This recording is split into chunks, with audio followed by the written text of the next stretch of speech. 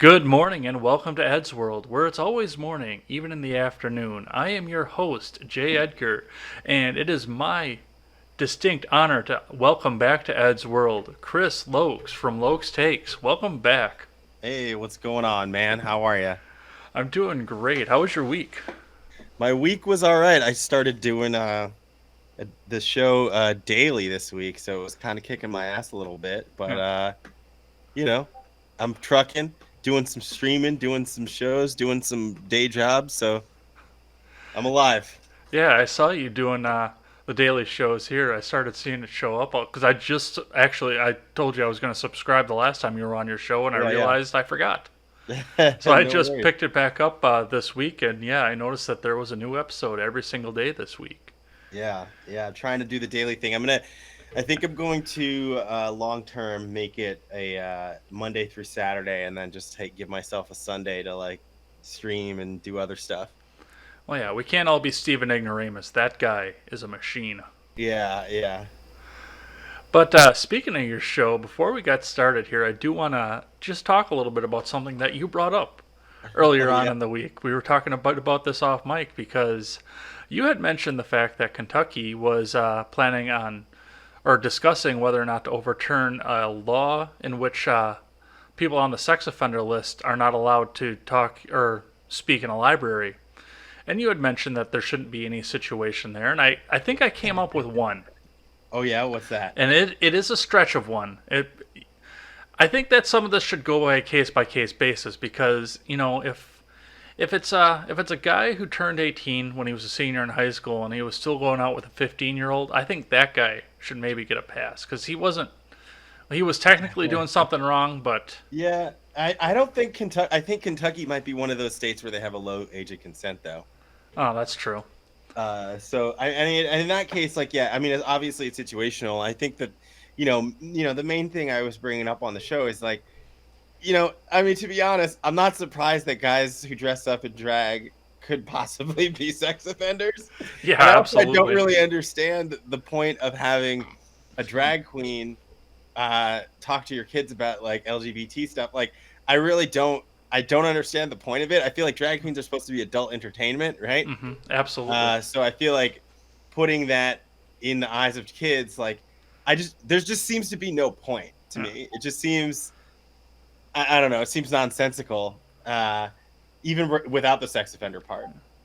Well, I guess when I looked at it and I listened to that, the first thing I thought is, yeah, there's a difference between an 18-year-old who's dating a 15-year-old and a guy who gets caught out in the barnyard with a farm animal. Yeah, I think that there's a distinct difference between those things, I would say. Yeah. But before we all disturb ourselves completely on this, we've got a very full show that talk about this week. Not as full as last week, but we do still have a full slate of topics to go with this. Looks like Alexandria Ocasio Cortez is back in the news, and I pointed out that she seems to be silent since she fired Chakrabarti. But she is back in the news now, so we'll talk a little bit about her latest Instagram video. Oh, Justice great. Ruth Bader Ginsburg is in for another round of radiation, so there's some things to talk about, especially given the timing of all of this. It looks like she's going to survive, but we might have to talk about what happens if. So we'll talk about that. Conservative mogul and philanthropist David Koch has died, and Alyssa Milano had a surprisingly positive tweet about it. It wasn't really positive, but compared to what Milano says about any other conservative, it's very positive. We'll talk about that. 2020 is on the way and ready to go, and we'll be talking about that, including a couple of dropouts and one add in. Somebody from my neck of the wood who is going to be throwing his hat in the ring and trying to be a primary challenger. We'll talk about that. Yeah, great. Haley Peterson, a liberal activist, went out and tried to buy a gun in Virginia to show us how easy it was and wound up not being able to buy a gun in Virginia. We'll talk about that. I love that. That's great. That is great. And we will close out the show talking about the Trump recession that we heard about for a day 2 weeks ago and haven't heard about again. It's going to be all of this and more on Ed's World. Thanks for watching this show over on YouTube and over on BitChute. If you like what you're seeing, hit that like button and hit that subscribe button. That tells YouTube and BitChute what people should be watching. Ed's World is available on Apple Podcasts, Stitcher, and Google Play Podcasts. If you're over on iTunes, please give us that 5-star rating and a good review. That helps us move up the charts. And subscribe on all three platforms, whichever one you use, because that also helps us move up the charts. Ed's World is proudly partnered with the Freedom Scoop Media Group, and we continue to search for writers to fill out our ranks.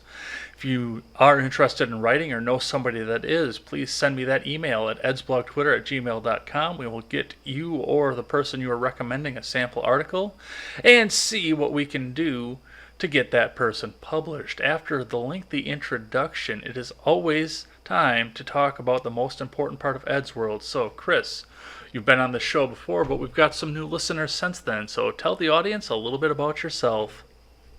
Yeah, what's going on? Yeah, I've been on the show. I have been on the show before. I'm a returning guest. That's fantastic.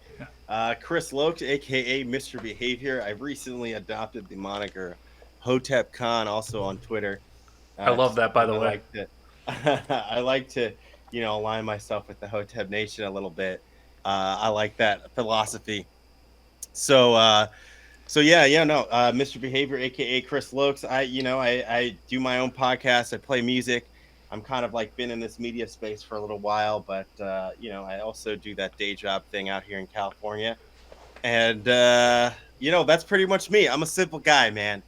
I'm just a simple guy who has opinions that might be wrong, but that's all right. I'm still learning. We're learning here. Well, you know what question is coming next, but I actually want to throw something in there between, because a lot of my audience does kind of lack a little bit of that melanin in the skin. So tell us what the Hotep Nation is, because I think there are people out there that aren't going to know anything about that. Well, so here's the thing. Like Hotep is different for a lot of folks. You know what I mean? It depends on where you go. For me, honestly, I started kind of like aligning myself with that for a couple of reasons. One, just because I had heard it a lot, like growing up, actually a little bit. But it's really just like black men trying to take responsibility for themselves. You know what I mean? And so in some ways, you can say it kind of relies with conservatism on or right leaning folks. You know what I mean? Because personal responsibility. You know what I mean? Cook for yourself. You know what I mean? Go to the gym. Take care of yourself. Make sure you get your money right. Those kinds of things are really central to that kind of mindset. I'm not, and I wouldn't even say I'm an official representative of anything, because I don't even know if I don't think that it's centralized. You know what I mean? But a lot of people started hopping on it after Hotep Jesus went on Joe Rogan and kind of blew it up. And for a while I was actually calling myself Hotep Hitler on I remember that too on Twitter, and I think it's just because I like the idea of like taking something that was already established and then adding the Hotep onto it, right? Because to show that I'm kind of like I understand that mindset. And actually the funny thing is one of the things that resonated with me as I thought back to like I think it was like a film class or something that I took one time, and the statement was about like developing a story, and it was about basically said, if you're going to do something familiar or surprising, make it familiar, and if you're going to do something familiar, make it surprising. And like, so the whole like the Hotep Jesus being up there, and then there's like there was a Hotep girl called herself Hotep Mary Magdalene and all that kind of stuff. And now there's a bunch of people popping up all over Twitter, and I was like, you know what, let me do this, let me use Hitler. Because for a couple of reasons that I don't want to get to on this program, but I decided to go with that. And actually, the reason I switched it to Khan was because Sharika Soul, I don't know if you guys know who she is, but she's kind of like I don't know, she's like a right-leaning black woman who has she's been on like Dave Rubin and stuff like that. But I was following her for a while, and she started following me.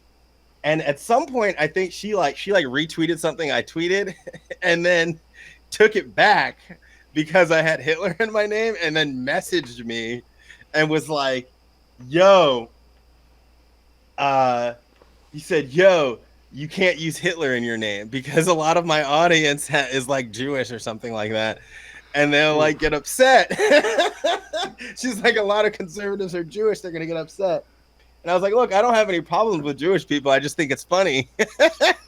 And she goes, she like, I have receipts, like I took actually screenshots of this, maybe I'll do a video about this one day, but Yeah. she because she has a blue check mark and stuff, so it's interesting when blue check mark people, you know what I mean, hit you up. So I said, then I was like, oh, now that I have your attention, do you want to be on my podcast? And she goes, I can't do it if you have Hitler in your name. So I said, all right, well, what if I change it to Genghis Khan? You know, because that's like the next best, next best dictator slash genocidal maniac that I could think of. And so she goes, all right, sure, whatever.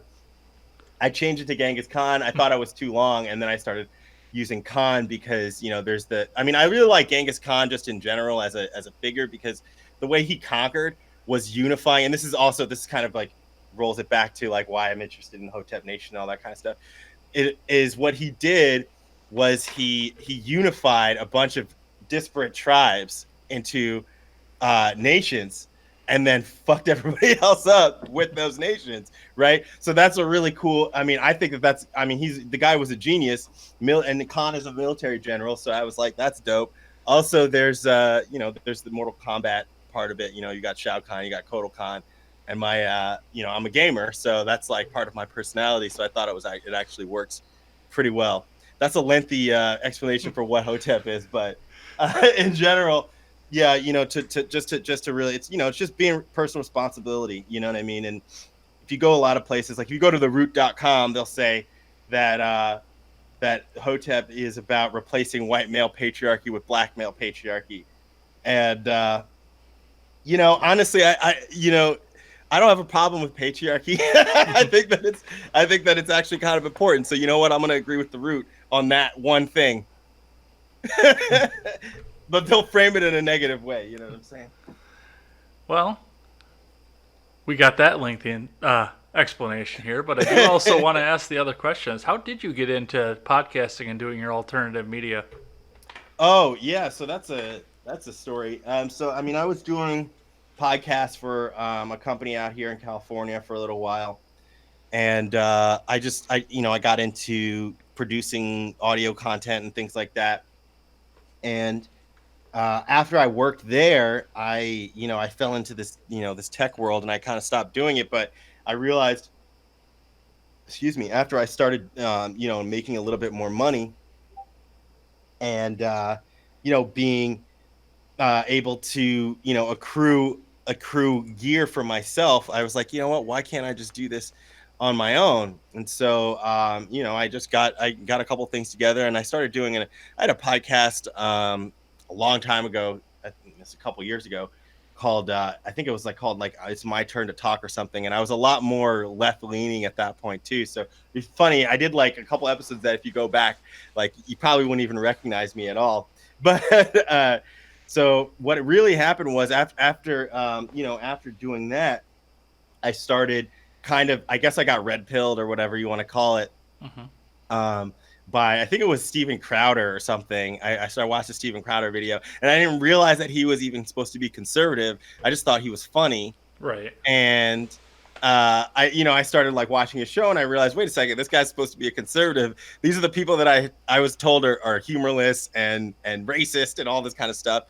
Eventually like led me to like Ben Shapiro, led me to all these places, and I decided, you know what, why don't I just like start doing this podcasting thing again, and I can like, talk about these issues, because it seems like there's space for, especially black guys that think the way that I do, right? So Mm-hmm. that's basically it. And now you talk about San Francisco banning plastic, even though every aluminum can has plastic on the Oh yeah. inside. Oh yeah. I remember you said that to me too. I wish I had the smarts there to put that into my. But you're right. Every aluminum can does have plastic on the inside. Mm-hmm. These people don't even. I mean, they banned plastic bottles, but they didn't ban plastic. They didn't ban plastic soda bottles. It Right. just doesn't make sense. The explanation that I got from somebody was, oh, it's because you're gonna get cancer if you drink soda anyway. So And I'm like, that's pretty fucked up. You're just gonna you're gonna damn somebody because they decided that they wanted the soda. Like, fuck you, I'm gonna get the soda. You You have know. a bottle deposit out there? Uh, I believe we do in some places. I am not familiar with where though, but I think so. I don't think that by me no, but Oh, it's just an interesting thought on why you would go with soda bottles and or be allowed to have soda bottles and not water bottles. Because I remember water bottles were not eligible for bottle deposit, but soda bottle. I lived in Massachusetts for 2 years. yeah. They have Uh, big bottle deposit. Gotcha. Yeah, they have it. They have it in like the Northeast in places, but Hmm. I don't know if they have it around here. They might have it in some places in California, but yeah. Actually, you can look on on the bottles. They'll tell you which states. That's right, they do. I know Yeah, all the yeah, cans have deposit because yeah, yeah, yeah. I see CA on the cans over there, but I got two cans sitting on my kitchen table right in front of me right now. 5 cents, California, or Oh 15 shit. cents rather, California.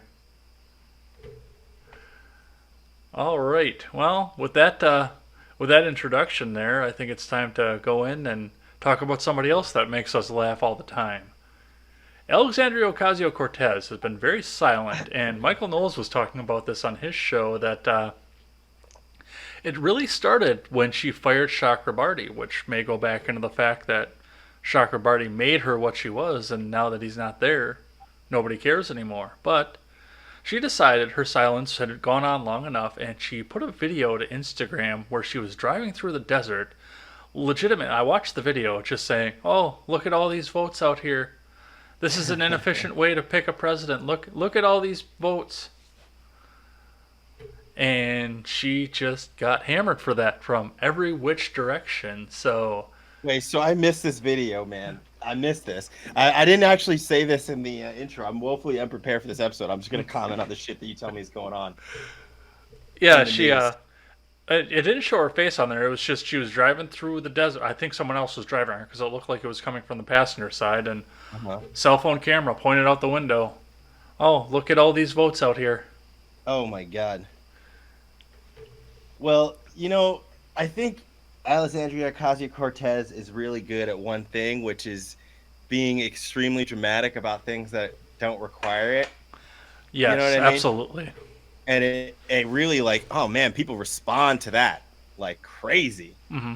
I've never seen anything like it, to be completely honest with you. Like, how do you stand in front of a fence and fake cry and still and people still have your back, man? Like, if that was a white Republican, everybody would know that that motherfucker was lying. Don't forget it was at a toll booth, not the border either. Yeah, right, right, right. I don't know. That woman is hilarious. I think she might, the people who she's working for are, pretty smart. I'm not gonna lie. Well, I don't think she's working for them anymore, and I can They're attest just to what Knowles was Democrats. saying. Yeah, I can attest to what Knowles was saying with that because it's been a while since I'd seen anything on Twitter from her. She's fired back up again, but I actually legitimately had to go look and see if she had blocked me or not because I had seen so little Did you from get her. blocked by her? I did not. Oh I thought I shit. did. Oh. I'd seen so little from her for like 3 weeks. I never saw an Alexandria Ocasio Cortez post, and it was priority every time I opened up Twitter for a long You time. I actually don't know what Knowles' take on this was because I haven't listened to Michael Knowles in a little while. Oh, What was his it was take? conspiracy theory nonsense, and yeah, it does seem to correlate because she got into all kinds of hot water when she fired Chakrabarti. And remember, Cortez was cast to be in her role by the Justice Democrats. She was a little more than an actress before all this started. So, did I lose you or? Can you hear me? Yeah, I can hear you. Oh, tight. Well, hold on. But I'm hearing you through my speakers. That's Oh, not good. on air production. Uh, I guess that's fine. Whatever. If you're not getting feedback, then Yeah, that's I'm cool. not. So, Okay, cool. We can keep going. But yeah, yeah, I mean, well, she was a bartender and then she got cast or whatever, right, by mhm. the Justice Democrats. Yeah. That's what I'm saying. Like it's like a really well produced like biopic, in real time. You know what I mean? And they did make a movie about her, right? They did like the Netflix thing. I don't know if it was a movie or a series, but yeah, they did. Yeah, that's pretty wild. She wasn't even in office for like 6 months. Three. It was three. Oh, And this is, yeah, the voice of the generation. geez.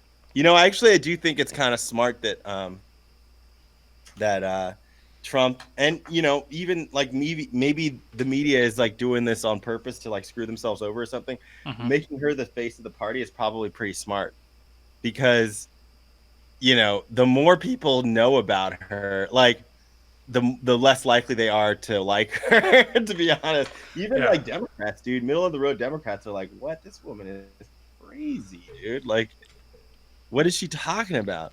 Like, I don't know. I try. You know what? To be completely honest with you, I've been trying to avoid news about them, about the squad in general. Hmm. So like Alessandria, you got Ayanna Presley, you got Ilhan Omar and Rashida Tlaib, all four of them. I am trying to avoid all like any and all news about them because it's just annoying. I'm just like these women are not doing anything. They're not doing anything but like gallivanting on Twitter. Yeah. No, I understand that entirely. You know. But that's the thing, and I've talked about this with guests before. When you're trying to make policy by Twitter, it doesn't work, and it further deepens the divide between the left and the right. Yeah. I mean, we were at a point before where um, we could actually talk to each other. We could come to compromises, and everybody was okay with it. Now we're to a point where if you compromise, you can't go back home. Yeah. I mean, how did that happen though? I think it happened It's Twitter. because of Twitter. I think so. You think social media did it? I definitely Maybe. think social media did it. I think social media had a hand in it, but I definitely, well, there was like shitty rhetoric happening around. I mean, it was definitely was not as escalated as it is now, but during like the Bush era, right? I mean, like Kanye West straight up said George Bush doesn't care about black people like live on TV. Yeah, that he did. That is You know what correct. I mean? Uh, so I don't think that it was 100% social media. I think we were heading this way. Honestly, I think that a lot of it has to do with my my theory has a lot to do with just general integration. It goes all the way back to that, Hmm. and I think that like really what ended up happening was black people just like we ended up Excuse me. getting in a point where um we felt like we were kind of constantly trying to catch up, right? Hmm. And that just kind of bubbled over. And what happened was like politicians have used that frustration, you know, and compounded it, right? And they say like, "Oh, you see this frustration that black people went through, you know what I mean? Like we got you, we got the answer." And then they say, another group, "Hey, guess what? You guys are just like the black people that were frustrated too. Like we got you, like you know what I mean?" And they figure out ways to try to weaponize the frustration. And I think that this has just been slowly bubbling over just since like I don't know, man, since fucking the 50s, 60s, man. Well, yeah, they always say the constant underclass are always Yeah. trying to fight for an underclass, and when one underclass starts to rise up, then they need to go find another one. Find another one. Right, exactly. Exactly. But or I mean not only find the other one, but also keep the one, like try to keep the one from realizing that something's because I think that that's part of it too. It's like this whole narrative around just oppressed groups in general, right? Like where's it always go back to? It's like black people in slavery and blah, blah, blah, and like guess what? You guys have to remember that you're oppressed. Just remember you're oppressed. Don't worry about it. You're still oppressed. It's like what? Like I don't know. That's my general take. That's so I think it has a lot to do with that shit more than anything. Well, Cortez took kind of a beating on social media over this from a lot of blue checks. While Hmm. while she was going for this, I'd like to share a couple of the tweets that popped up off of Yeah, this. let's see them. So, for those of you listening on the audio platforms, I do have some tweet up on the screen, and I'll be putting a couple more up there as well. Looks like Joni Ernst out of Iowa says, actually at AOC, eliminating the Electoral College would silence our voices here in Iowa and many other states across the country. This is just more evidence of how out of touch Democrats have become. And I kind of feel like you are in an interesting place to talk about that as well, not necessarily being in the middle of the country, but having a very minority voice in the state that you live in.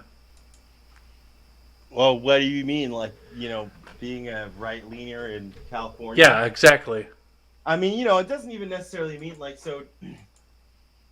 I mean, I'm not a box checker, right? So like Right. either way, like I went through like a period where I was like, ah, oh, fuck the Democrats, I'm gonna just be a Republican, blah, and like that fucking is stupid too. So, uh, you know, I think that my stance on the electoral college thing too. It's like I agree. Like, yeah, you're gonna remove that. Obviously, democracy at like pure democracy doesn't work.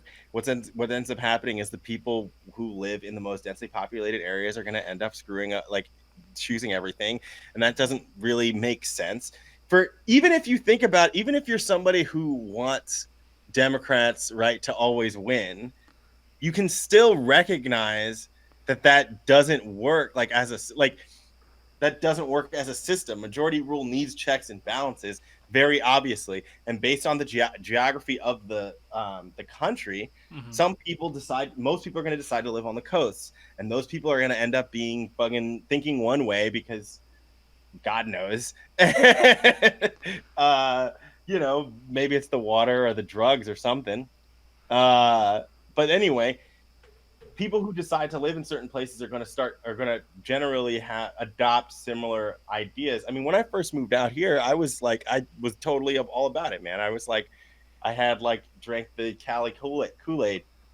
But I think what actually started to happen for me was I started to spend a lot more time by myself and uh kind of zoom myself out of things and really like just analyze what the hell was going on, and it started to make me question some things, and I noticed when I did speak up about stuff, I would get shouted down a lot. And I think that that pushed me a little bit over to the right more fiercely.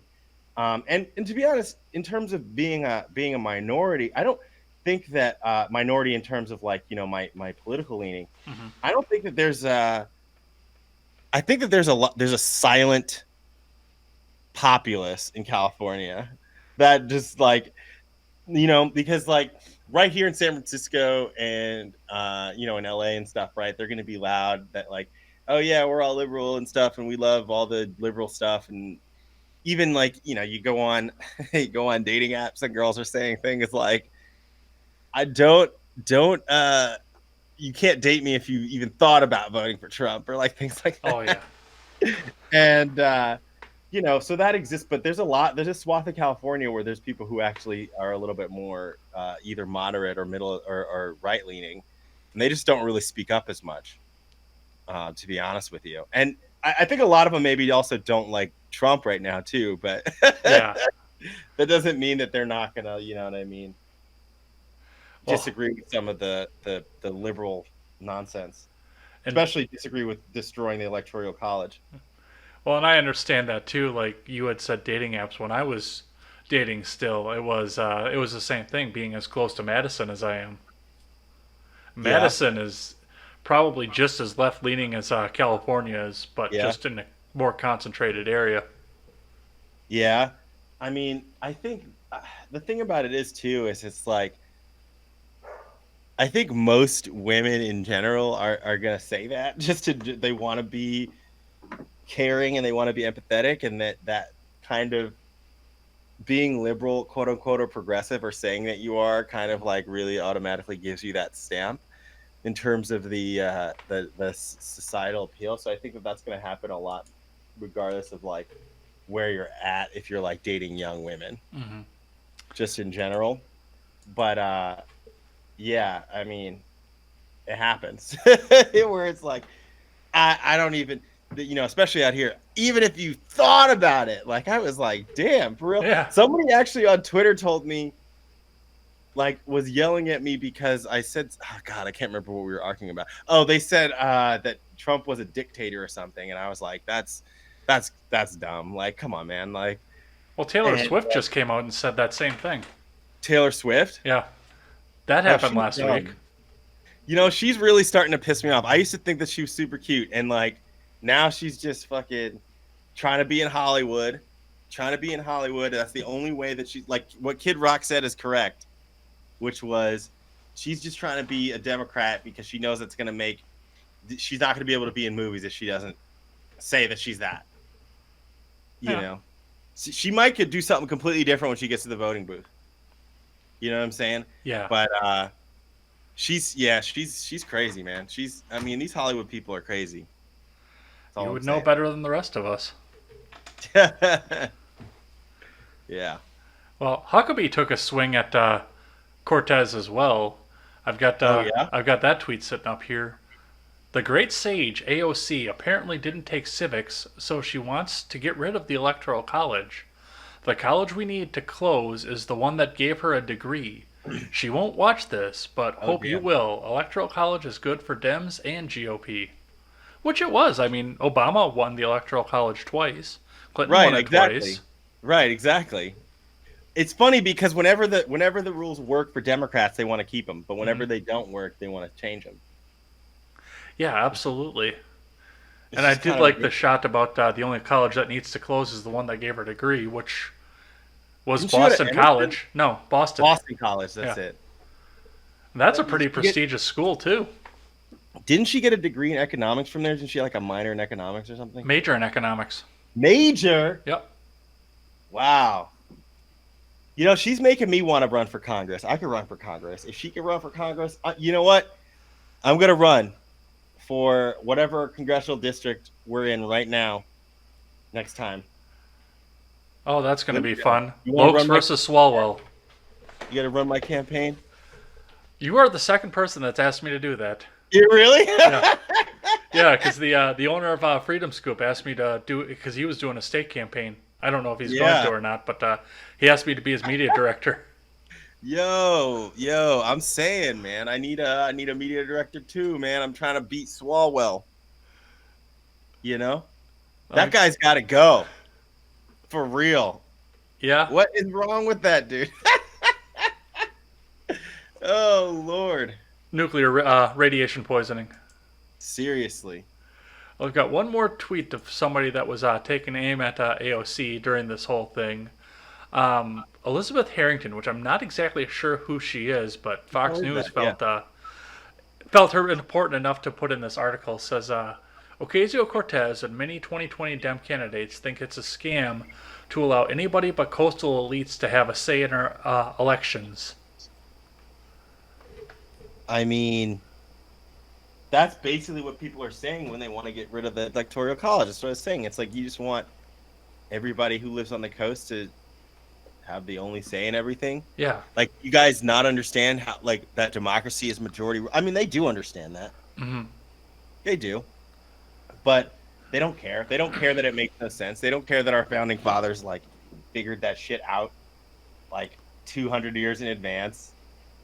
Like, I don't know, man. It's just to think that, like, y'all people know better than the motherfuckers who are, like, historical scholars that, like, established this government that has worked pretty well. Like, yes, there have been bad things that have happened. Sure, the government has fucked up a lot, but mostly it's fucked up when we've given them too much power. Why do we want to get, like, what? This is the kind of stuff that bothers me. It's the cognitive dissonance of these people. I can see that's what bothers you. People just make no sense. Well, that may be what bothers you, but what bothers me is when people make fun of people who are about to die or people who have died, and that's going to be our next two topics going through. Oh, and speaking of the fact that I said that Swalwell's got radiation poisoning, Justice Ruth Bader Ginsburg is actually going in for another round of radiation now, and she'll be out for another 5 weeks from the Supreme Court. Right. Now, it's presumed she's going to be working from home, but we do have confirmation she is alive. She has pancreatic cancer, which this should be her second bout with cancer, I believe. She had lung cancer prior. Now, she is 86 years old. Can she survive this next round of radiation? You know what? I don't think that she's alive. I Spicy don't think she's take? alive at all. Nope. I don't buy it. I think it's Weekend at Bernie's over there at the SCOTUS. I've been saying this for months. She's fucking dead. She's been dead for a long time. And they're bullshitting us. She's been dead since October. You think it's been that long? Well, with that in mind, how long do you think they can keep the charade up? You know, this is the government, man. They've been keeping a lot of charades up for decades. I don't know. So you're saying that they're confirming that she's actually alive? Who confirmed that? Apparently, she's back sitting on the bench, and she was for a while. Have we seen any new pictures of her? When was the last time we've seen her in public? That's what I'm saying. It was that airport picture where she was suddenly standing and running around. Very spryly. When? When was that? That was in February. February? Mm-hmm. I think she's dead, man. I think she's already dead. I said that on there was like a post on Twitter or something talking about exactly this. Oh, she's gonna go to treatment or whatever. I was just like, nah, she's been dead for months. That woman is dead. It's Weekend at Bernie's, bro. I don't believe it. I think that they're fucking with us because they don't want the Dems need to keep that seat. You know, the second it goes out, that's it. That's the wrap for Dems. They're over. Well, I want to touch on that just a sec, but I do want to go back to. We'll take the media narrative that she's alive for just a second. Sure. Because we do have to start considering what happens if she does die beforehand.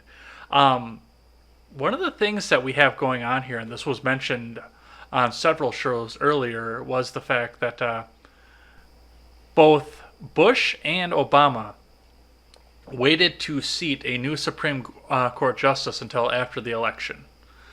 They were both outgoing, and they decided that it wasn't the right time to do so. Now, this is not Trump's second term.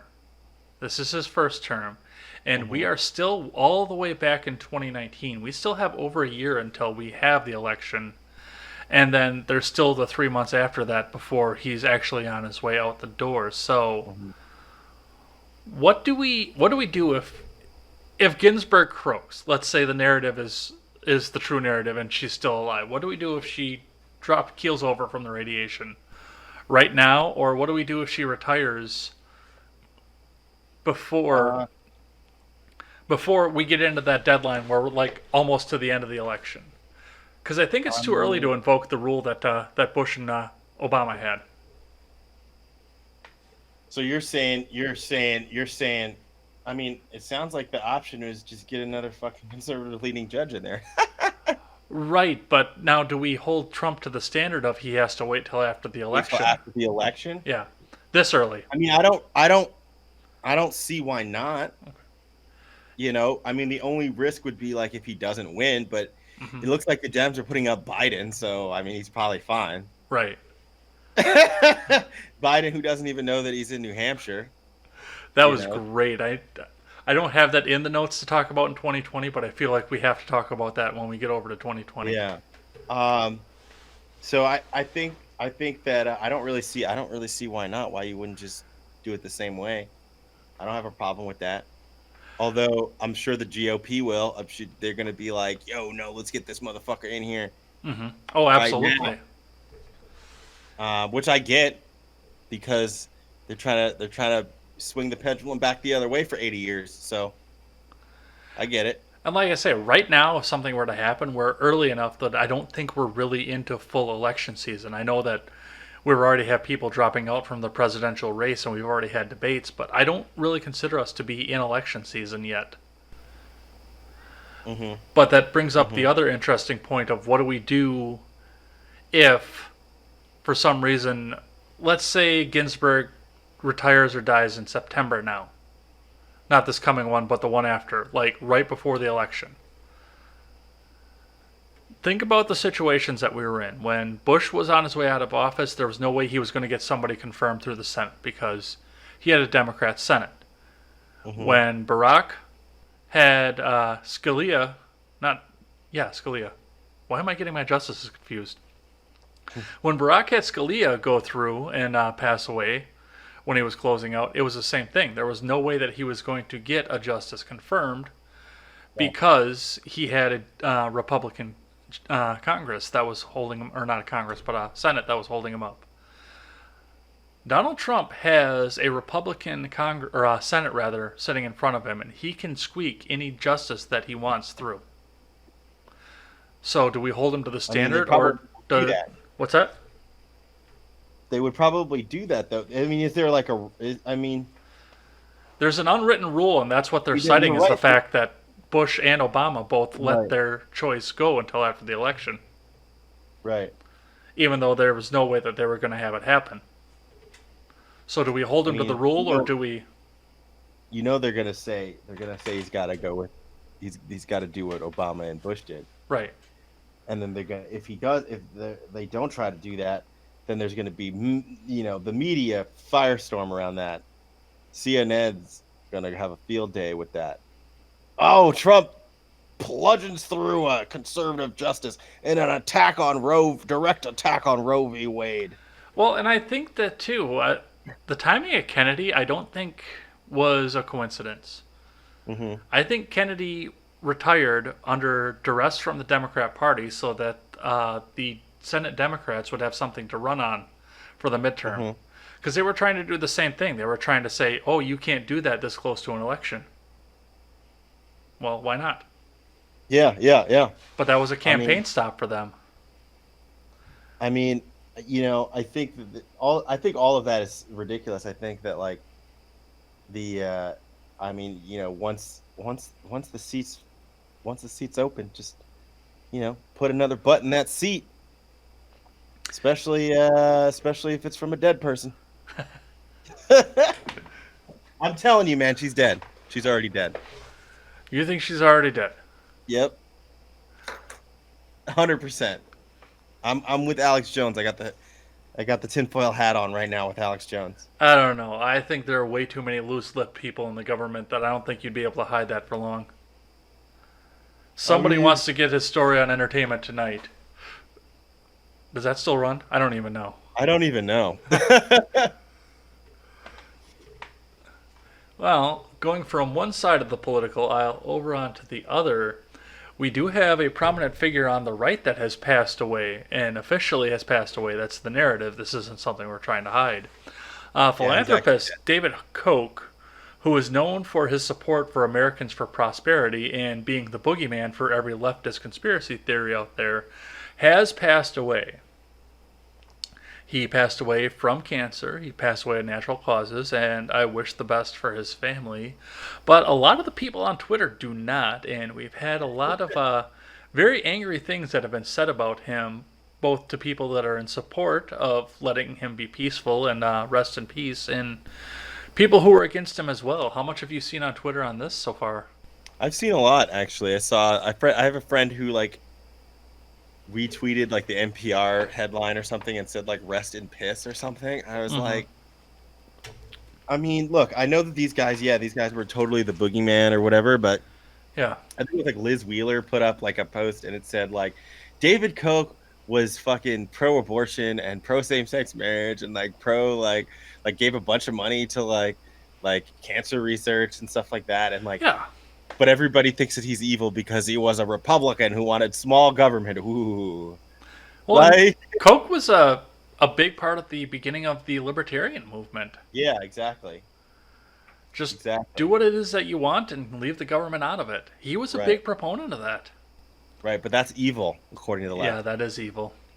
You gotta the government is supposed to tell you how to live your life. And it's funny too, because it's like when you have people that are very like Koch, who were very like libertarian and wanted to advocated for small government and things like that, and like personal responsibility and communities helping each other and those kinds of things.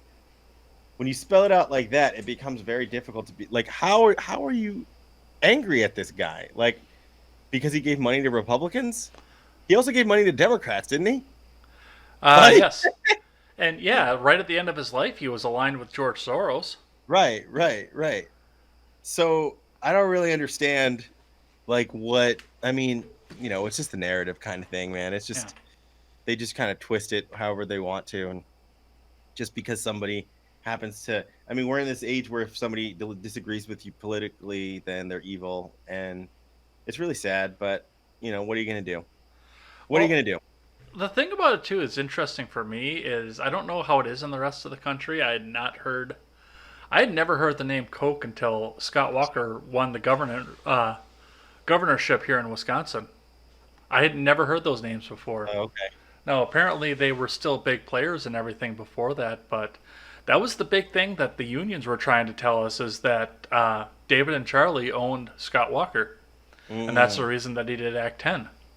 got it. In fact, there was a radio host on one of the left-leaning radio channels over here that prank called Scott Walker as Charlie Koch. Really? Yeah, and Walker bought into it, which I think says more against the narrative that he was in the back pocket of Charlie Koch. Yeah. Because, Yeah. I mean, if he knew this guy as well as they say he did, he would have been able to pick up the voice on with no problem. Right. Well, he didn't even like change his voice or anything like No, that. nope. Oh, well, come on, man. That breaks that narrative. Well, it didn't to the unions in Wisconsin. I guess they didn't recognize his voice either. Apparently not. Yeah. But yeah, I mean these people are just they've been the boogeyman, and this I mean it lends to the idea that I've had that politics is becoming a religion, and this is a left versus right, is a good versus evil kind of thing. Yeah. Yeah. It's unfortunate. But I put this topic next to the Ginsburg topic for a reason because I want to, you know, if we get the official narrative that Ginsburg has passed away, do you think we're going to see a lot of the same things from people on the right talking about Ginsburg as No, we have about people talking about David Koch? absolutely not. No, I don't No. think so. I I mean, mean, there's I don't compassion. like what I don't think that people on the right, at least like, you know, level-headed people on the right, are going to take their time to, you know, talk shit on somebody who's already in the ground. Well, did you listen to Sticks when H.W. Bush died? Nope. I'd correct that in a hurry. I heard a I lot of good. He's fucking dead from a Yeah, really. long-haired guy from Vermont. Yeah, That's too he bad. does not like the neocons at all, in That's any too way, bad. shape, or form. That's too bad. That's unfortunate. Yeah, We shouldn't be shitting on people when they die, man. That's what people were doing when John McCain died last year too. yeah, Isn't today absolutely. like the anniversary of his death too? Yeah, it just rolled around. Yeah. And then now people are like, he was a great patriot or something. No, I don't. Well, I'm not all people, but I can tell you, I don't think I've ever said that. Yeah. I don't think I've ever said that either, but I saw it on Twitter. I've said that he's never going to be able to pay for his crimes again, but I've also said just let him face his peace with God and the devil. For sure. I He, mean, he look, can't answer for anything on this earth anymore. here's the thing. Yeah, that's true. Here's the thing. You're not going to get to that level of government without doing some kind of something that somebody would consider fucked up. Hmm. It's just not going to happen. I mean, this is powerful stuff. This is why even people who talk about politics get offed. You know what I'm saying? Oh Like, yeah, this is real. So like, people who have this kind of perception that you can go be a politician and purely do this fucking to go back and talk about Alexandria Ocasio-Cortez, to do this, like, people, we need to do the moral thing kind of yeah. kind of idea is just, it's just ludicrous. I mean, you've got boatloads of money and literally lives in your hands. It's gonna attract some corruption, and you're gonna have blood on your hands by the time you get to the end of it. There's just no way around that. I mean, I don't know what to tell people if they think that they can get into this stuff, or anybody can get into this stuff and get out of it without blood on their hands. Yeah. Well, That's that's just been one of the things I've been worried about too, because you had said that you wanted to go run against Swalwell. I debated, and I was just on a breakup at the time. I had signatures already going. I had the petition ready. I didn't Yeah. have enough signatures, but I was planning on running against Tammy Baldwin in Oh yeah. 2016 or 2018 rather. Oh shit. Yeah. I think we should do it. Why don't we get a constituency of podcasters and we just go run against the fucking idiots in our districts? Well, I think that it's going to come. To be completely honest, once the media is no longer gatekept by the big media companies, and the rest of us realize or demonstrate that we know what's going on, and I talk about domestic policy on my channel all the time. Mm-hmm. Mm-hmm. A lot of people who watch my show know that I know what's going on. Well, you already got a platform then, man. Yeah. The thing about it is, though, is that you have an advantage because you do know what's going on. You don't even have to know what's going on. Yeah. To be Cortez. honest, this is evidence. This is why I'm saying I should just run, because these motherfuckers don't know what's going on. I know a little bit. I know more. I know more about guns than Eric Swalwell. Everybody knows more about guns than Eric Swalwell. Yeah. I tweeted out to Feinstein Oh yeah. yesterday because she was talking about assault weapons and military style weapons, and I said, Senator, if you can tell me what an M16 is chambered in, I will sit down and have a discussion with military style assault weapons or with you. Mm-hmm. Mm-hmm. Mm-hmm. Because I guarantee it's not going to be 223.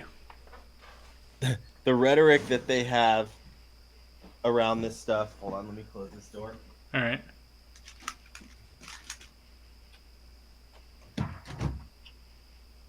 The rhetoric around this stuff, man.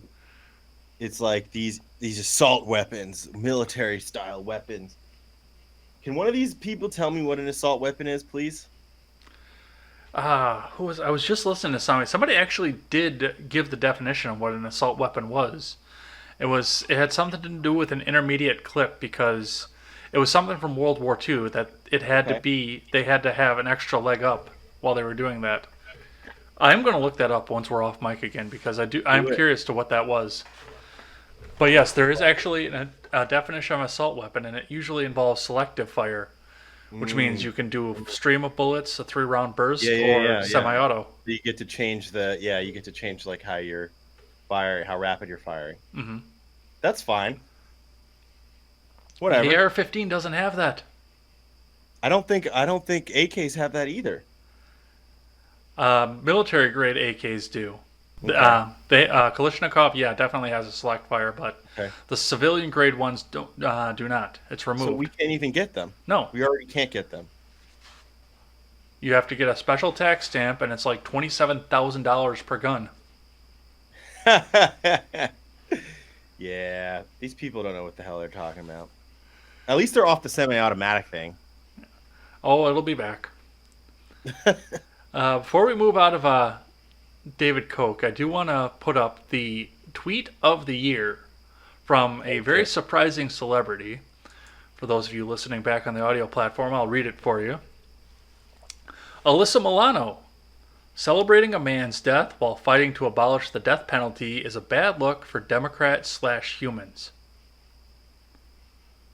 I had to check 3 times to make sure that was actually her. She's not wrong. No, she's not. I think I tweeted back at her. I said she had a moment of clarity. Yeah. She did. But that woman's crazy, so... Yes, that she is. Lasted for about 12 hours before she started talking about her 2 abortions. I think she did 2 abortions before she did this one. Oh, was that beforehand? Yeah. Oh, shit. But, I mean, either way, to get a small victory like that is... And she's absolutely right. We don't need to be talking about this like this to somebody who's deceased. We just talked about it with John McCain, with HW, with... Yeah, it's pretty messed up that people think that that's a good thing to do nowadays.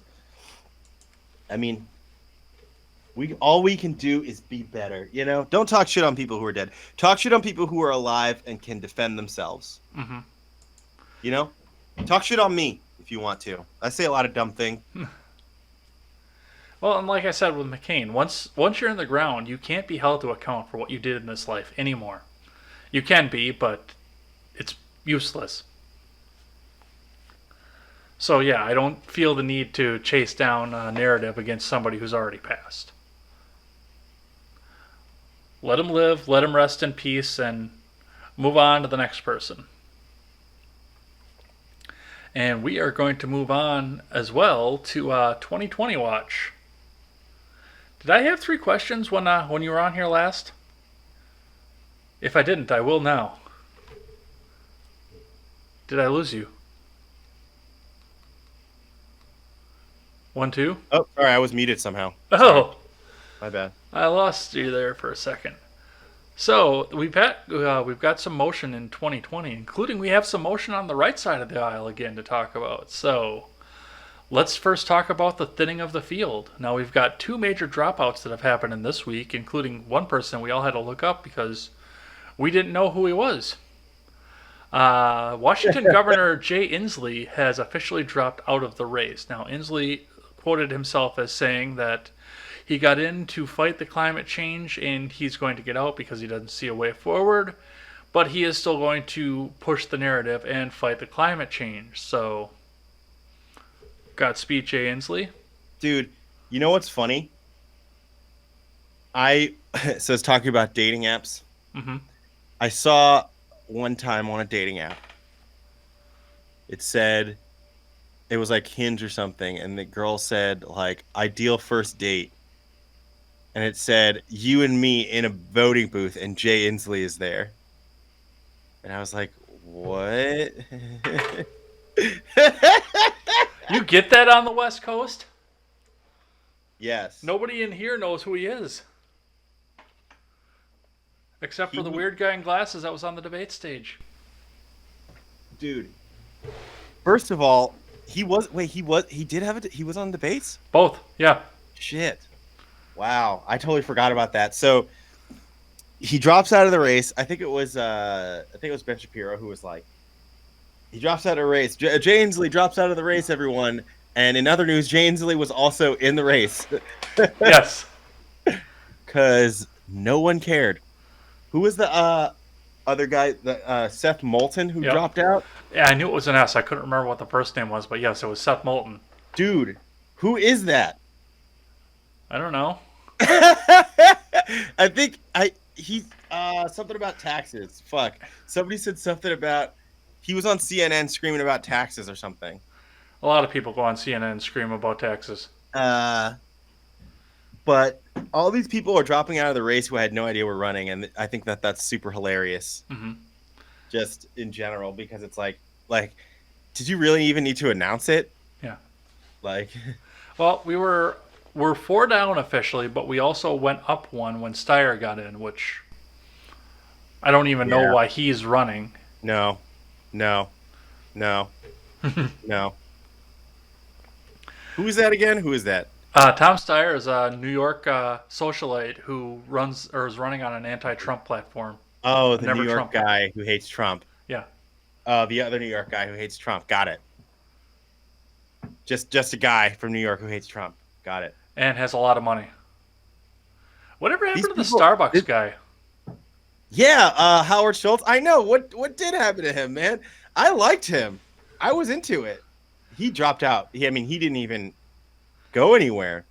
But he was saying some cool stuff, and he actually came from, a place where I could be like, all right, this guy's not completely crazy. You know what I mean? Well, and he ran independent, too, so I wasn't running as a Democrat. Right. Which pissed a lot of people off, because he actually probably would have stood a chance against a Democrat. Right. And I just had an LP candidate on my show a few weeks ago. Oh, yeah? Keenan Wallace Dunham. That's not going anywhere, though. Yeah. They'll probably put Gary Johnson back up. Oh, yeah.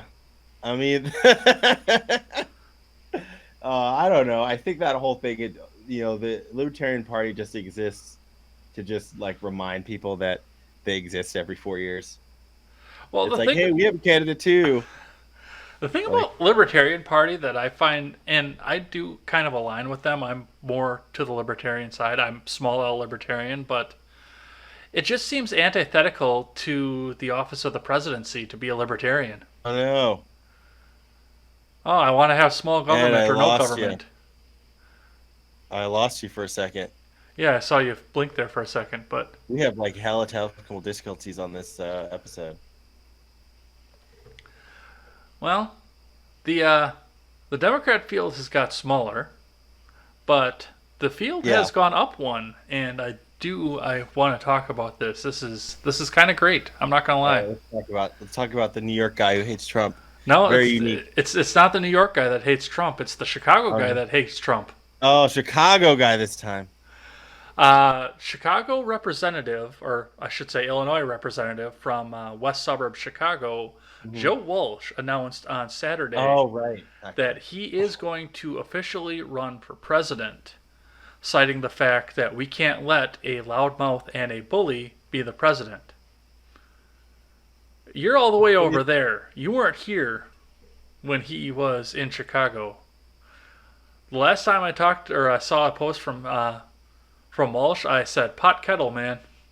Yeah, didn't he like I saw okay, so what I know about him is he's a Chicago guy, but also I saw a video of him like yelling at some people in a restaurant or something like that.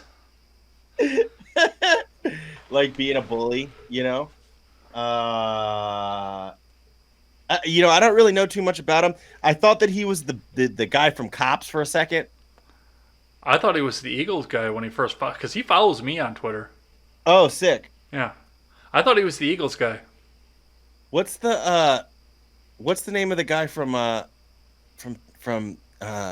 Cops? I couldn't even tell you. I haven't watched Cops in 12 years. What is the name of the guy? Yeah, John Walsh. Oh, I that's thought right, it was that that is. guy at first, and I was like, why is that guy running for president? That's random. I mean, he probably would have a better chance than Joe Walsh, to be honest. Probably would.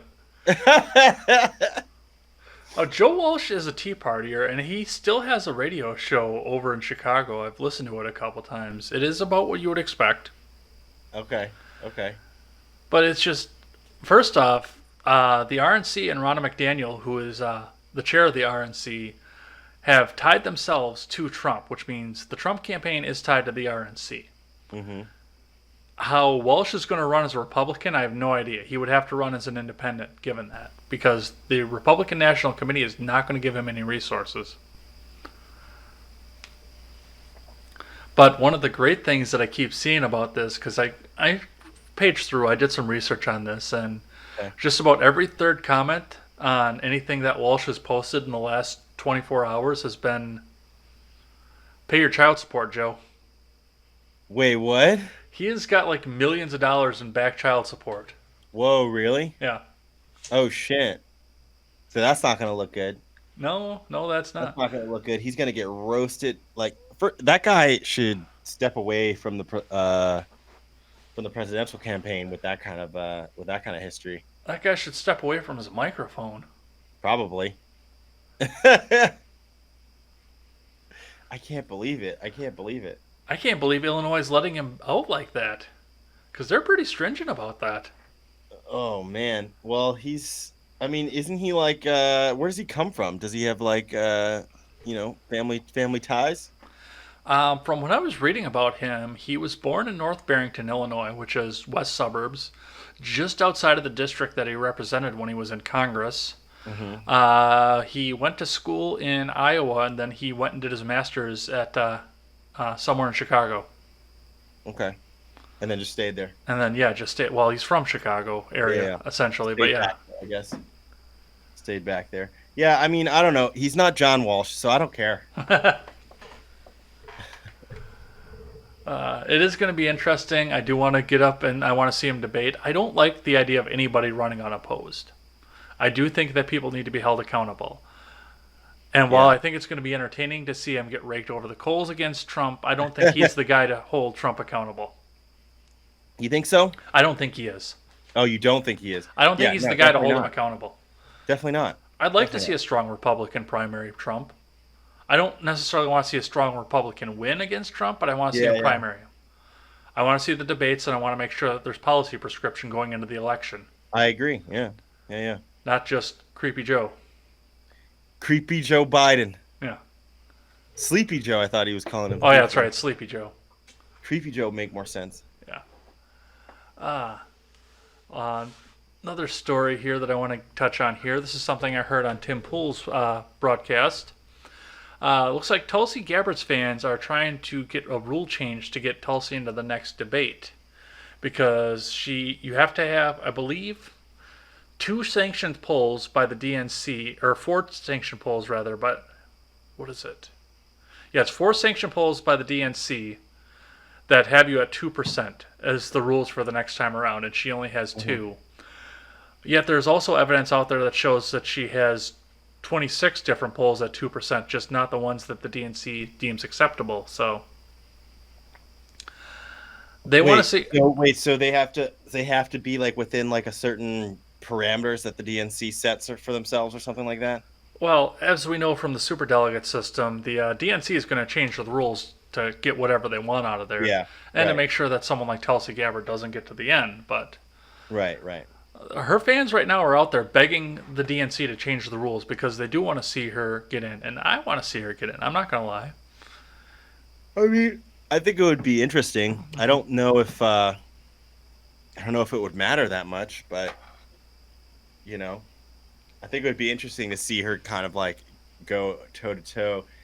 Who, you know, it's in a fantasy world. I know she's never going to make the nomination ever, but who would you like to see on a Tulsi Gabbard ticket as a vice president?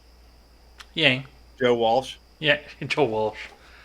I would probably go with Yang? Yang. Yang Gabbard?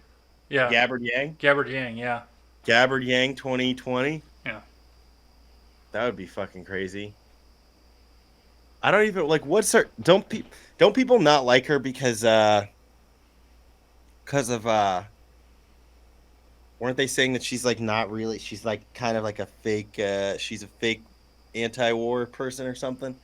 Well, I she's don't really know. anti-war. That's a big thing, and with the neoliberal base and everything that they've been told to believe, they say that anti-war is bad because now all the Republicans are anti-war Yeah, because they yeah, all ran right. on getting us out of the Middle East. Right. None of them has done it, but they all ran on it. I mean, to be completely honest, I stopped paying attention to her because it's not gonna go down for her. Yeah. So I don't want to. I really don't want to waste my energy. I'm trying to, see what Biden's talking about. I'm trying to see what Sanders is talking about. I'm trying to see what Elizabeth Warren's talking about. You know what I mean? Yeah. When it comes to the sidelines,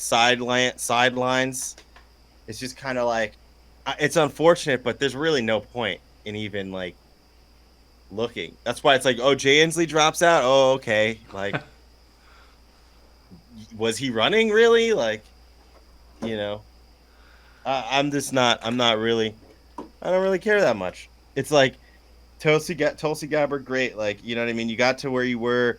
People got to see who you are. Nobody really cares about Hawaii that much, so we don't really pay attention to what's going on down there. But you got out in front for a minute, and then people were like, "Oh shit, they have like hot politicians in Hawaii. Great." And then that was pretty much it. So, who do you think makes the next debate? Since we did sit down and see what the parameters were, I think it's 135,000 individual donors, and you have to have 2% Mm-hmm. in 4 sanctioned polls Mm-hmm. that the DNC 2% accepts. at least. Yep, 2%. So it's like, you got Beto, you got Harris, you got Biden, you got Sanders, you got Warren, you got who else? You think Beto makes it? I don't know if he does or not. You don't think I think he might, dude. I think he might because people really like the way that he pronounces his name. Hey, Beto. O'Rourke? You're Beto O'Rourke. I did a video recently and it was like me clowning on him because he was talking about how he told some fucking lies about how he went to gun show, and people were talking about how they shouldn't be allowed to sell guns at the gun show. I was like, no, they didn't. But he was saying that people came up to him and say, "You're Beto O'Rourke." And I'm like, nobody pronounced your name like that, dude. No one did. You think? I think he might make it. Maybe. I don't know. He's pandering hard, so maybe he'll get some of the intersectional coalition to get him in there. Yeah, I talked about with Fritz last week. Um, Beto had his big gaffe again. He said that what was it? It cost $3.99 for a lifetime to get an AR-15, and it costs like $450 a month for insulin. I want to find out where he's buying AR-15s because I want one. Wait, that's super cheap for an AR-15. Yeah, they're like $1,500. So you could get one. You could get a Smithy for like 600, That's but still really cheap. it's like let's see, 5.5 millimeters. Mm-hmm. Yeah, I mean you could get one for like a little less than $1,000. Yeah, anywhere I But look, they're 1,500. but they're definitely more money than $399. I've never seen one for $399. If I mean even a handgun, if you pay less than $500 for a handgun, it's probably shit. Or the salesman, one of the two. Or that. But yeah, I mean, like I think generally, I mean, when I was your age, no, when I was Beto O'Rourke, I yeah, I think one of the things I was told early on was like, yeah, you want to like if you're especially your first one, you want to do something within like for a handgun, you want to do something between like the $500 and the $800 range. Mm-hmm. Because anything less than that, it's like you might have like jam problems or whatever. Like it'll be harder to clean, etc. So if you're paying that much for an AR, like I have to question where or why. And where can I get one? I'll take two for that price. Right? Yeah. Seriously. Well, Kamala got into it a little bit on the gun debate too. She decided to put a tweet out that got pretty well called out there that says that nobody should be 2 clicks away from buying a gun, and that's her justification for universal background checks. Which, for God's sakes, a universal background check is nothing but a way for you to be against in violation of the law if you hand your cousin your gun during deer Yeah. season while you take a leak on a tree. Well, it's already that way in New York. You Mm-hmm. hear that story about the guy who I think it was like a revolver or Mm-hmm. something he had, where he used his gun in self defense. Mm-hmm. Somebody's like breaking in his house or something like that, and it was like a gun that he had gotten from his dad who was dead, Mm-hmm. and he got charged with unlawful use of a firearm because it wasn't registered to him. Yep. What the fuck? Like, come on. So he gets charged for trying to protect his own property. Yeah, I don't know. I mean, I'm okay with like I'd have no problem with people getting a background check before they get a gun, and I have no problem with people who are felons not being able to get guns. Those are two things that I don't have a problem with. Mm-hmm. Um, but I think anything else is like it's just overreach, man. Yeah. I mean, honestly, I would think that the founding fathers would say even those two things are overreach. Well, the thing with what Kamala said was I know where she was going with that. Nobody should be 2 clicks away from buying a gun on the internet. And what she was talking Right. about specifically was the fact that as long as you don't make a transfer between states, it's in this state, I don't know how it is over there, but in this state, I can go and buy a gun off Craigslist. No problem. As long as it's a private sale, he doesn't have to background check me. Right. But if it goes through a firearms dealer, or like I say, if I sell it to a guy in Minnesota off Craigslist, I have to take it to a firearms dealer to have him send it to a firearms dealer in Minnesota. Right. It's like that. Well, it's Yeah. like that here too. You have to have it transferred. Mm-hmm. Yeah. I don't know. Those things are kind of tricky because the libertarian would say that that's an infringement, right? But then there's also like I mean, I do think that that's an infringement. I think it is. The You interstate know, commerce thing I understand because that was what the federal government was put in place for. right, right. I don't know, man. I don't think that someone should have to jump through hoops to be able to protect themselves and their property in any way that they so choose. That being said, I do know that that there are ways to use them in ways that violate the rights of others. But you could also do the same thing with knives. I mean, like, okay, so I buy like a kitchen knife or like a machete off of somebody, and then I go like cut somebody's head off. Like, should we have a fucking machete registry? Like, I don't know, man. It's slippery slope kind of shit. Bricks, man. I could go pick up a brick off the street and wallop somebody in the head with it. Then people will say, "Oh, well, the difference is you can't kill more than one person." And I'm like, or you can't kill multiple people at once. And I'm like, I don't understand. I don't understand why that makes a difference. You could, Like, well, to take that one step further, I mean, you could use a Civic. That'll kill right, more than one right. person at once. Well, cars you do have to transfer. Yeah, that's true. You know, so I mean, there is the argument to be made that maybe it should just be like a car, in which case it is in most states. But then there's also like, and I was talking to somebody about this the other day. It's like you get look at states like New Hampshire, and New Hampshire has like the lowest gun crime, and it has like the most lax gun laws. Hmm. So I mean, it's like everybody's strapped, so people like decide that they're not gonna try anything.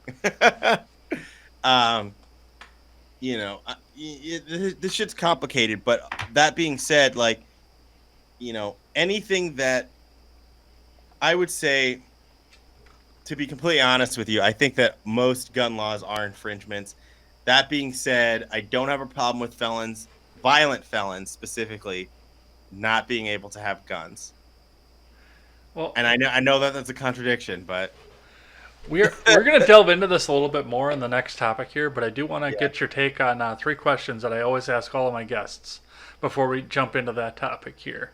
Hmm. And we're going to go back to the Democrat Party, the Democrat primaries, and the fact that we've had people drop out. Now, the first question I always ask is based on the statistics and the polls that we've seen in the last week. Who do you think, given the news that we have, has the best chance of being the Democrat nominee? Biden. Biden it is.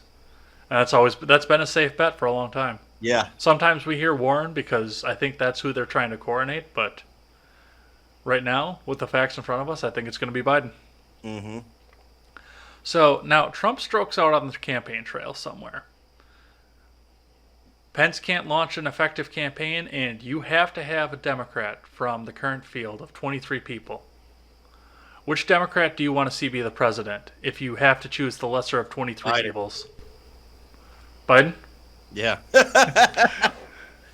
I mean, yeah. And I'll tell you why.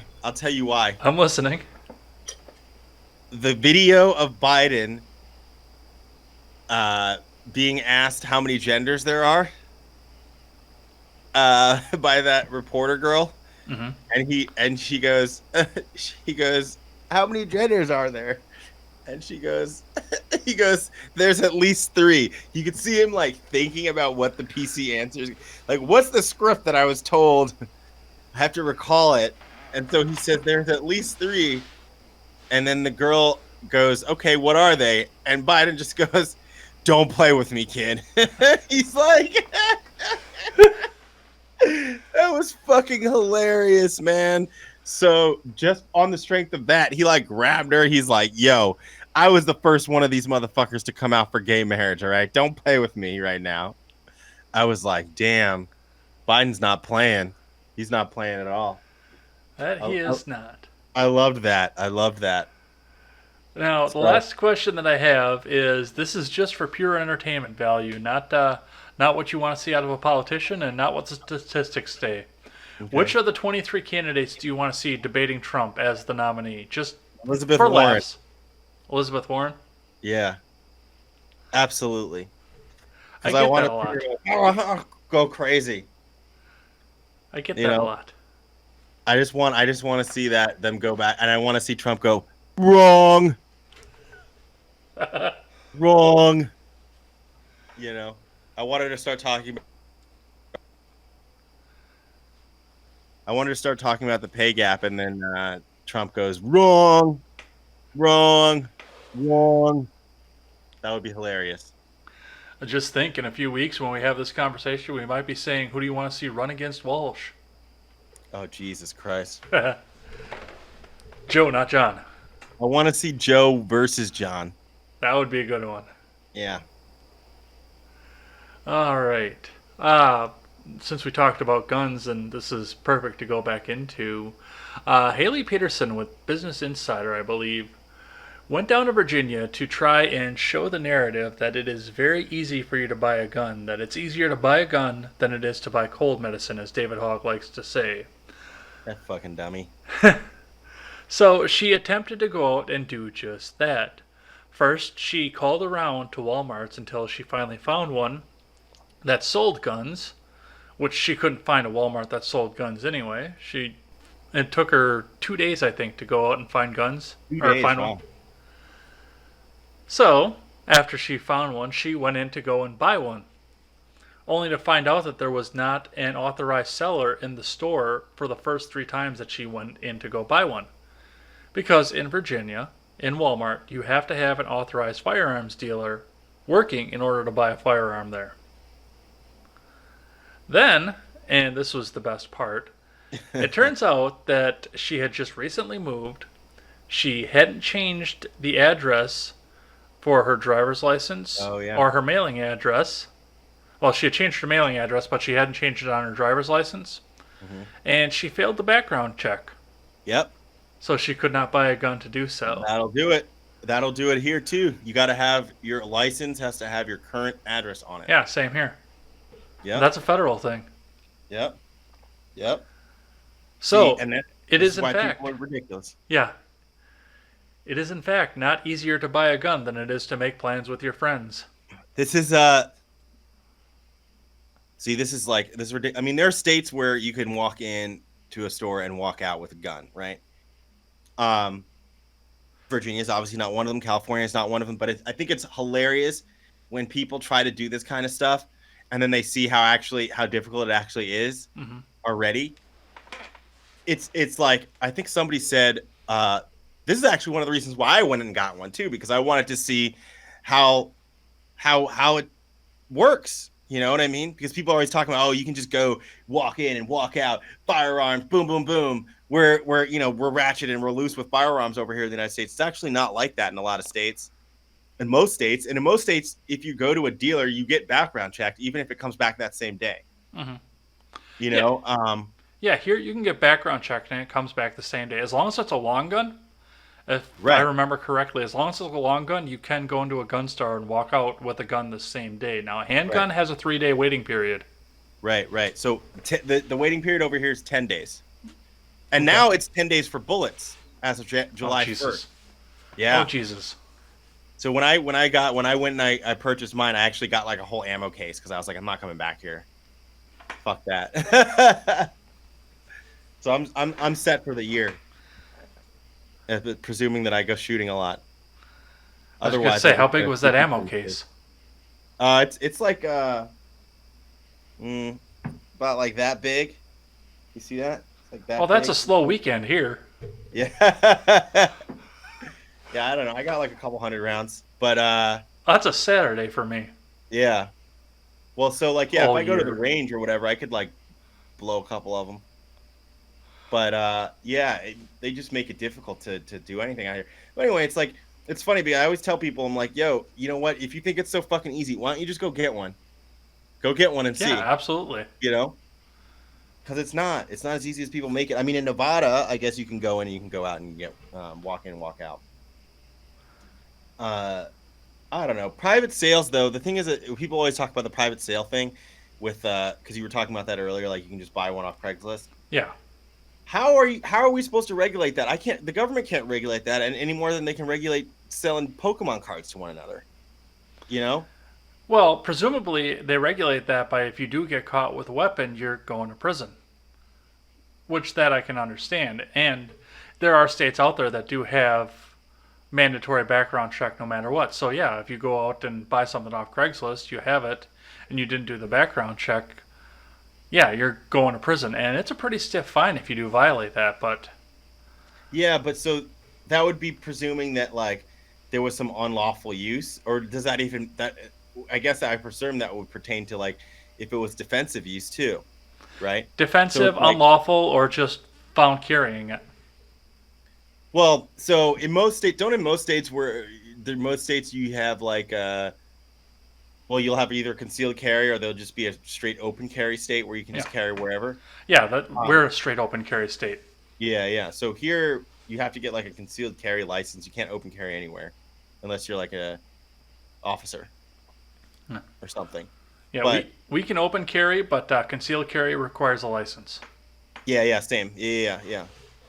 So, but if you have somebody who, like, somebody breaks into their house, somebody bought like a gun off someone, private sale, Hmm. no background check, nothing, and then somebody breaks into their house and they shoot that person in the face, is that person going to get charged with unlawful, like, possession of a firearm?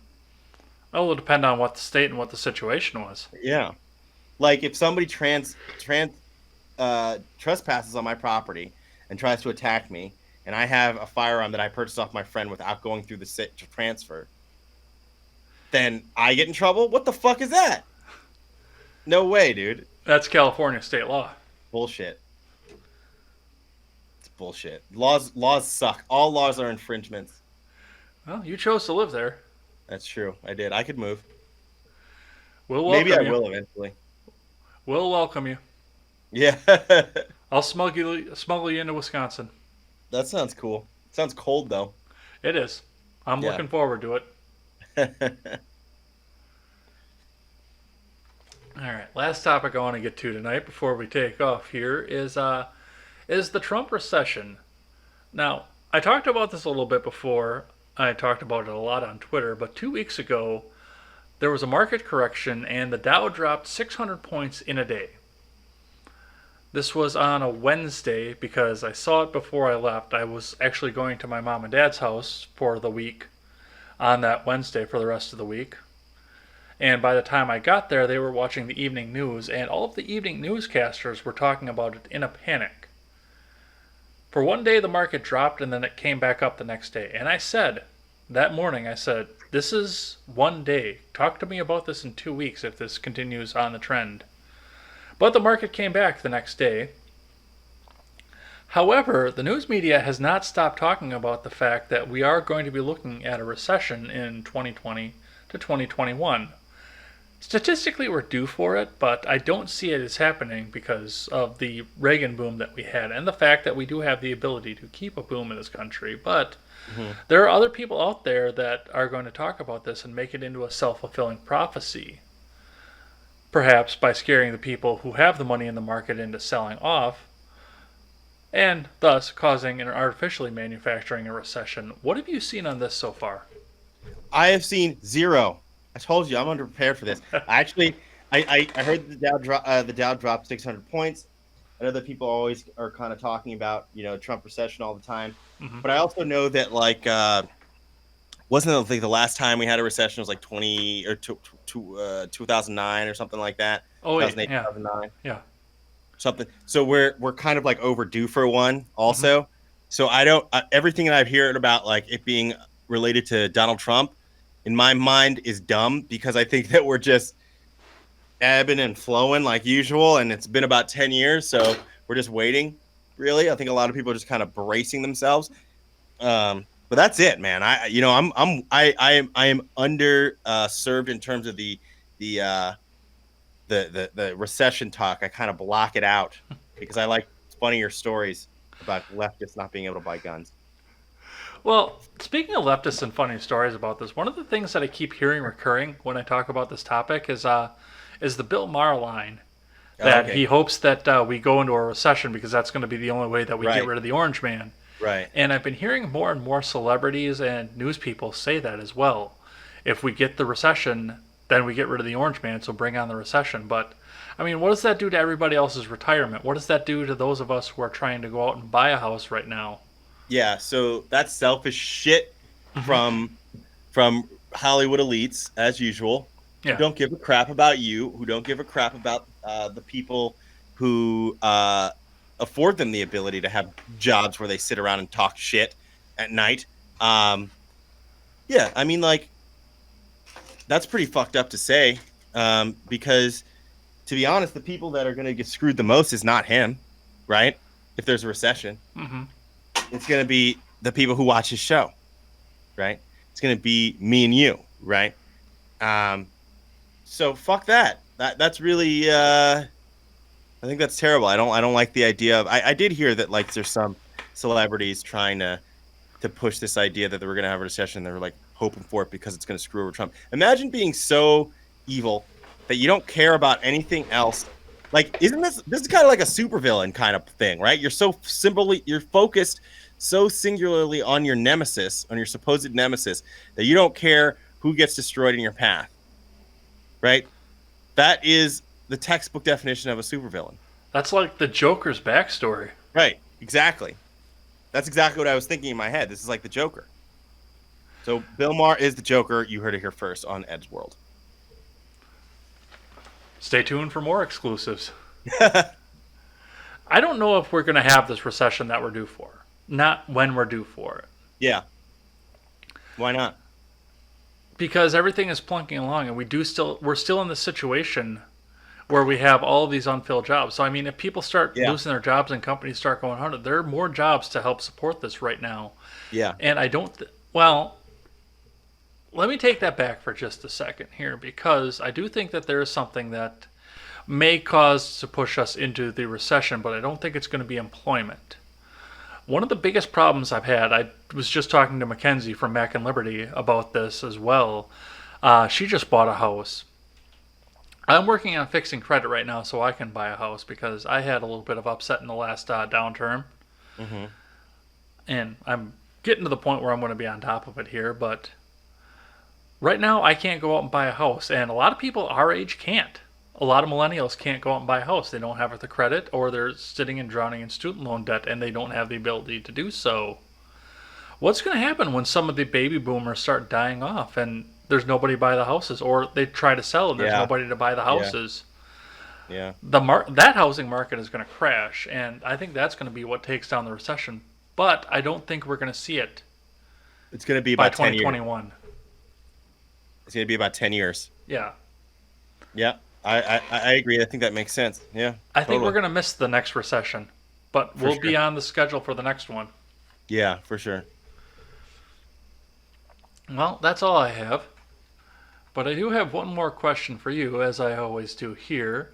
Politics is a very divisive topic. Obviously, we don't pay attention to some things, and we try to pay attention to the liberal things that make us laugh, as you just said there. But I do want to know, what do you have as a hobby, something that helps you unwind that has nothing to do with work or politics? It could be an album you picked up, a video game you've been playing, or a new movie based on a video game that you might be going and seeing that you talked about on your show. Just whatever it is that you do to go unwind. Yeah. I think you're referencing the Mortal Kombat movie. Me? Never. Well, I mean, that's going to be probably it'll probably be fun. I mean, I don't know. I don't really like James Wan, but what I do, I play video games, man. I play mostly fighting video games, Okay. but recently I got into. So I hadn't played a JRPG in like 10 years, and I started playing Persona 4, Okay. Persona 4 Golden on my PlayStation Vita, and that game is well. So like also, I kind of need some. I needed some pick me up. I was going through some stuff, and it's really great to kind of immerse myself in a story like with characters that I can invest myself in, Hmm. you know.